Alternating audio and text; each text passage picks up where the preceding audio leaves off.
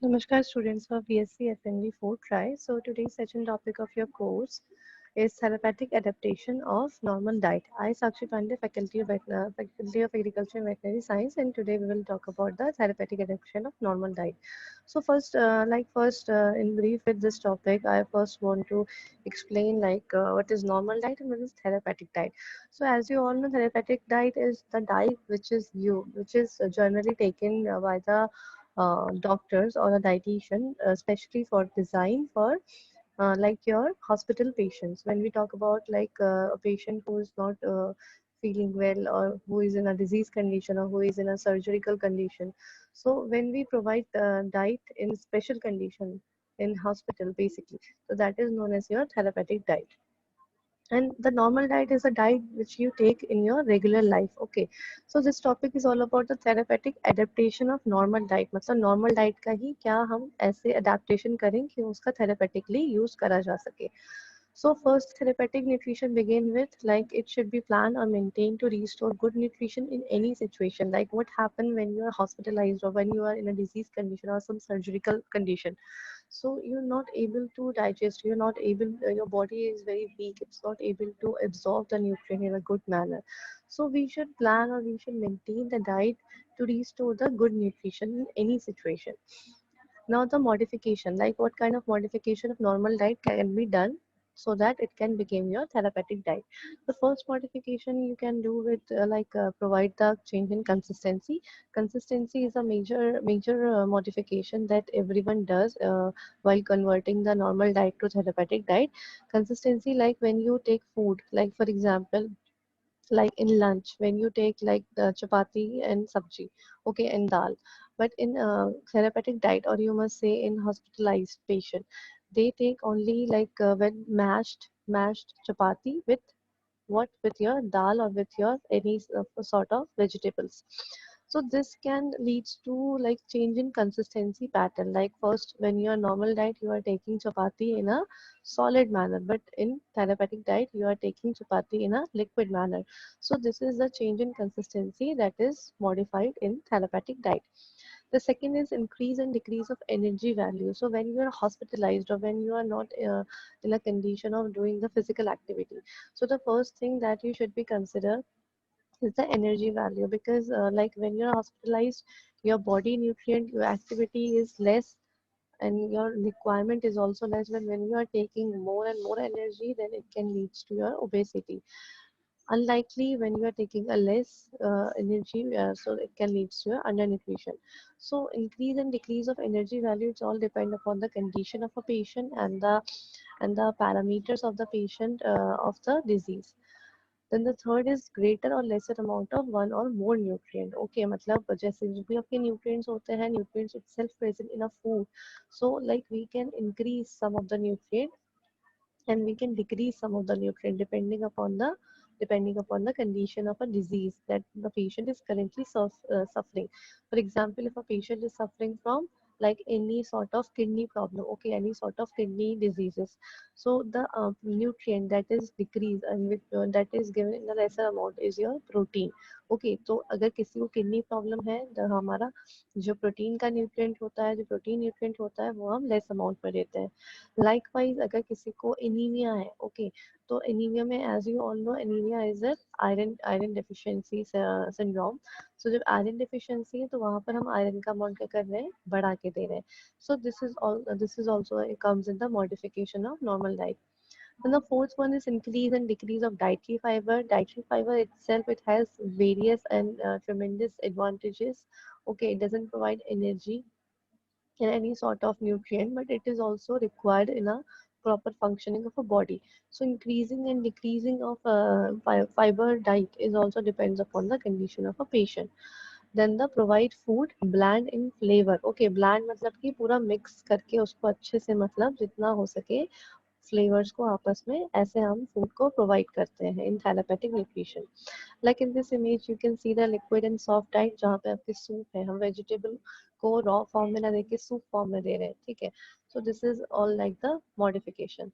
Now I will talk about the types of diet. The first one is your mechanical soft diet.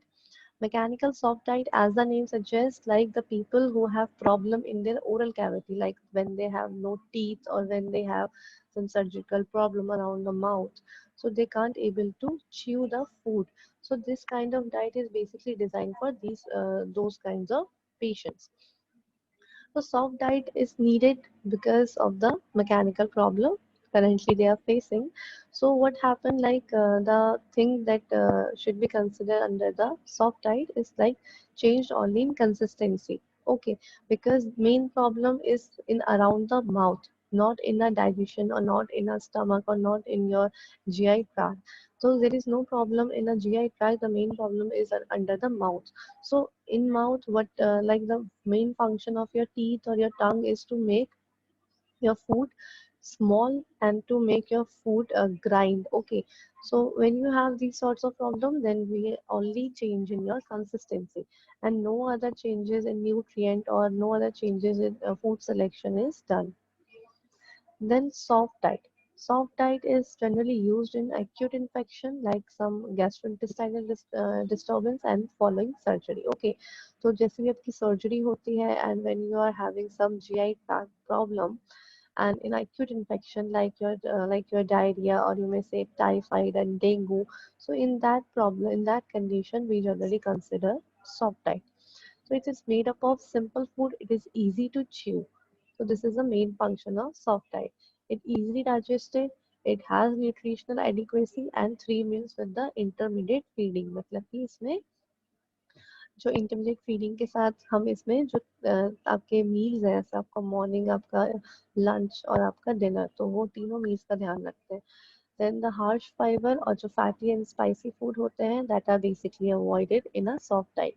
Fiber is why fiber is avoided because a person is currently facing GI tract problems, so he or she may not able to to make to like absorb or to make digest the fiber.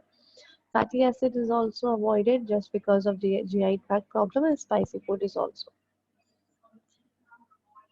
Now there are some example of the soft diet. The first example is like soft cooked rice, okay, chapati, bread, milk and milk products, dal, well cooked, boiled eggs, and juices.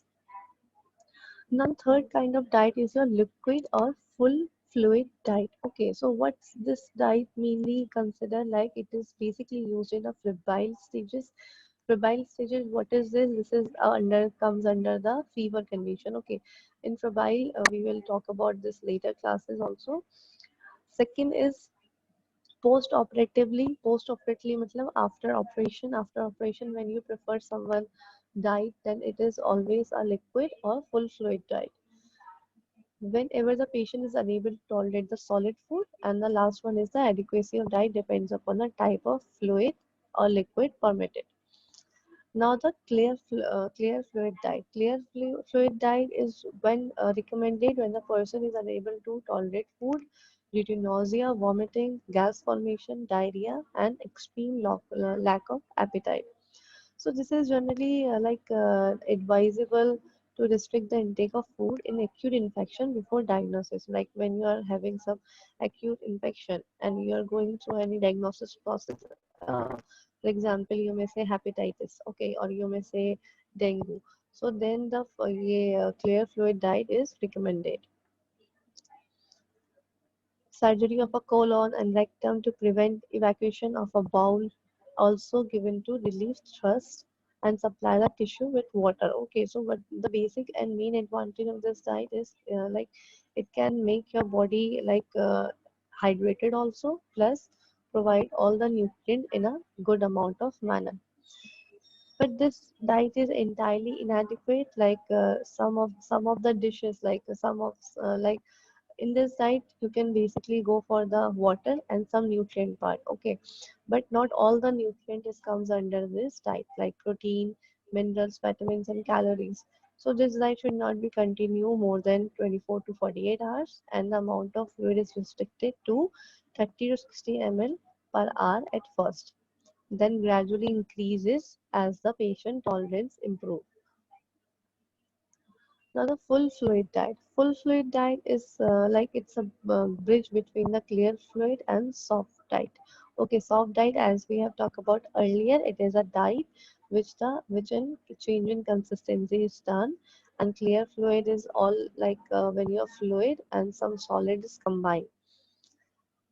So full fluid diet is the bridge. Okay, like पहले आपकी soft diet होती है, then full diet होती है, then clear fluid होती है. So full fluid is comes between these two who are very ill and cannot chew or follow the solid food. Okay, so they generally prefer full fluid diet. And the following is like acute gastritis, acute infection, and diarrhea. This is the major major condition where full fluid diet is basically used. In this diet, food are liquid and they readily became the liquid on reaching the stomach, and the diet made entirely adequate and may be used over an extended time period.